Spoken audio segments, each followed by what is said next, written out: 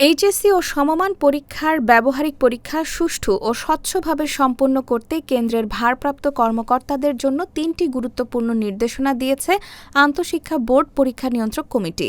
মঙ্গলবার ৪ August আন্তঃশিক্ষা board পরীক্ষা নিয়ন্ত্রক কমিটির আহ্বায়ক ও ঢাকা শিক্ষা বোর্ডের পরীক্ষা নিয়ন্ত্রক প্রফেসর জেসমিন তাসলিমা বানু স্বাক্ষরিত এক বিজ্ঞপ্তিতে এসব নির্দেশনা দেওয়া হয়।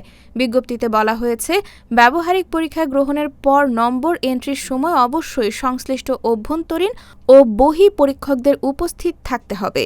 এতে পরীক্ষার নম্বর প্রদান ও সংরক্ষণ প্রক্রিয়ায় স্বচ্ছতা নিশ্চিত হবে। এছাড়া যেসব কেন্দ্রে ব্যবহারিক পরীক্ষার প্রয়োজনীয় সরঞ্জাম পর্যন্ত নেই, সেসব কেন্দ্রে পরীক্ষার আগেই প্রয়োজনীয় সরঞ্জাম সংগ্রহের ব্যবস্থা করতে বলা হয়েছে। পরীক্ষার্থীরা যেন কোনো ধরনের সমস্যার মুখে না পড়ে, সে বিষয়ে গুরুত্ব দেওয়া হয়েছে। নির্দেশনায় আরও বলা হয়েছে, ব্যবহারিক পরীক্ষার নামে কোনো ধরনের অতিরিক্ত অর্থ আদায় করা যাবে না।